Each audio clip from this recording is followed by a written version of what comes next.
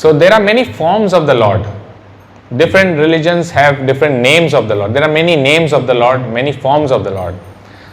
It's even in Srimad Bhagavatam there comes a shlok. It says Vadanti tat tat vidas brahmeti paramatmeti bhagwan iti shabdate.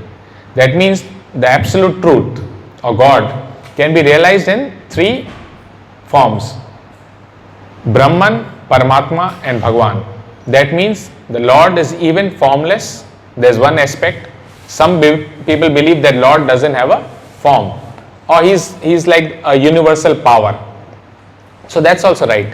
Second, the Lord is everywhere in the heart. It's called Paramatma. And the third, Lord has a form also, a beautiful form. Because we have form, we cannot say God cannot have form. It cannot be that we have something the God doesn't have. No. If He is God, that means He has got everything what we have plus many things. So you can understand God in three aspects: Brahman, Paramatma and Bhagwan. God is formless also. God is in every living being, every atom, and God has a form also. Why we worship Lord Krishna? Because see, God has many names.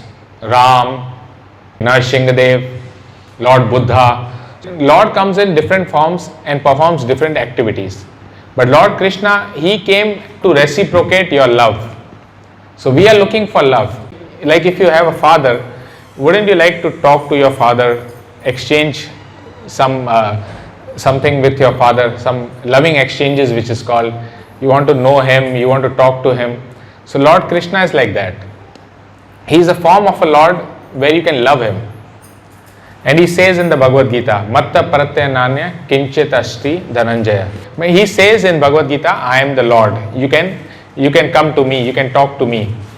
Okay, there is a shlok, there are many shloks actually. Bhoktaram Yagya Tapasyam Sarva Dharman Parityaja. So when you read the Bhagavad Gita, you come to know that the Lord, He wants you to reciprocate with Him.